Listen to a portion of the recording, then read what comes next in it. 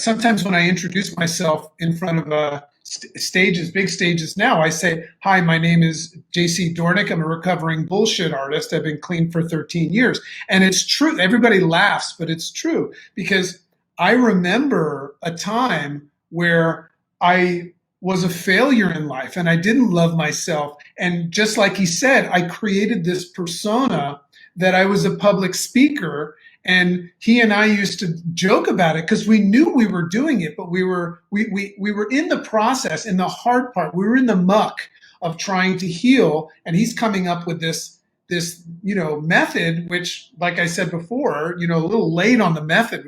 I would have suffered less. But I remember, and I actually called you one time, because we went through a phase where the stages were getting bigger and bigger and bigger. And I remember, for the first time in my life, first time ever, I experienced a panic attack and anxiety. And he and I were in communication back then, to the point where I was just about ready to go out on stage and be a con artist, right? And let everybody think that I was this shining light of hope for everybody. But the truth is I was doing that to protect my truth. So I experienced that lack of confidence and that anxiety. And I know a lot of people come to you for anxiety. And we had a conversation about that. And although it was tough, it was the beginning of the healing for me, to the point where, first of all, I admitted that I struggle with it. And I still struggle with public speaking, ironically, because I'm a public speaker.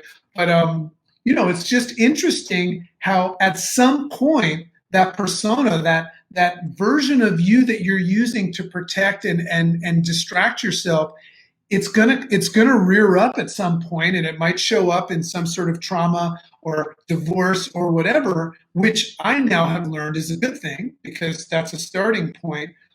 So, I just as a friend, we used to talk to each other and joke a lot, but we were going through some real BS back then, but it's led us here, hasn't it? Well, I always say, great story, but I always say that anxiety is actually a distraction from a lie. It's not a disorder at all. It's your soul. There's a wounded part of your soul calling to you, wanting your congruence. And so perfect illustration right there.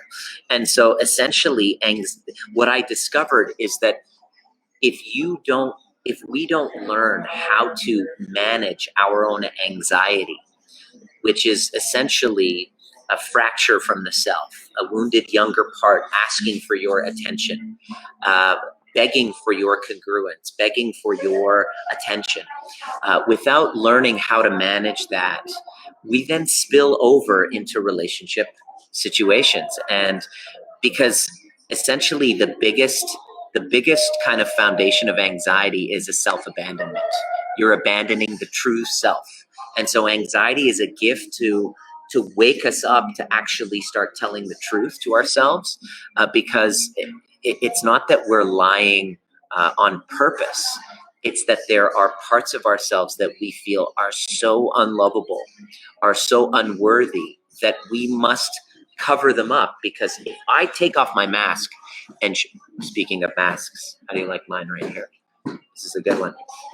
They make us, So if I take off my mask and show you the truth of who I am, then there's no way that you're going to love me. So in order for me to make sure that I have a bond towards you, I have to wear this mask and then be around you with a mask. Well, guess what? Your soul, that's not cool for your soul. Your soul is like, JC, Nima, quit your bullshitting, please. And to the degree that you're lying is the degree of anxiety that you're going to have. And so anxiety is merely a distraction from a lie. And essentially when people come in relationship limbo, should I stay? Should I go? I'm like, all right, let's pretend your partner doesn't exist. Let's just go inside and heal the cause of that alarm. So take the word anxiety, cross it out, and change that for alarm. Let's work on healing the alarm that's in the background, buzzing away, that's in your body, and it's not even on a conscious level, but that's how you're acting in relationships. You're reacting in relationships according to this background sense of alarm that is reflecting younger parts of yourself where you had separated, where you've abandoned yourself in service of approval of mom, dad, church, mother, father, preacher, teacher, caregivers, friends. And it, helps because the first half of life basically becomes this gigantic mistake where we think that we're in control, but these unconscious motives are controlling us until our wake-up call, whether it's a health crisis, a financial crisis, a relationship crisis. This is where people reach out to me and say, this is where I am. I'm like, great, let's go backwards and see why you were the perfect storm to take full responsibility to get you, not blame, but full responsibility to get you where you are now so that we can start at base camp and then climb that mountain towards the holy grail of human existence, which is to feel safe in your body, to be able to look in the mirror and say, I love you, and actually mean it, and to be able to have relationships which are truthful, which you take off the mask and say, hey, this is who I am. I've actually gotten completion with all those shameful parts of myself that I don't want anybody to know about, that I've been trying so desperately to hide with all these masks and personas. I'm ready to actually speak using my voice, using a truth, and then actually heal myself, become my own medicine. So this is what I'm so passionate about.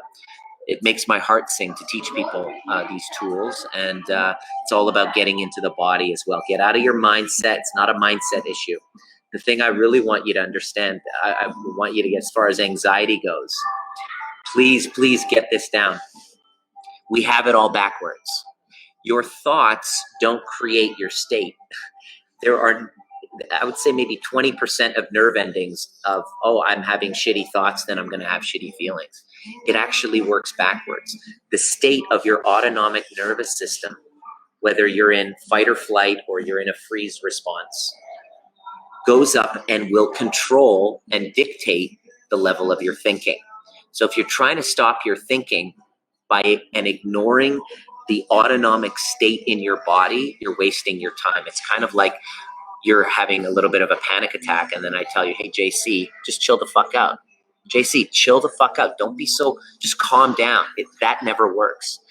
Your work to become trigger proof is to show those parts of yourself, not tell, show those parts safety through self-regulation and internalized co-regulation.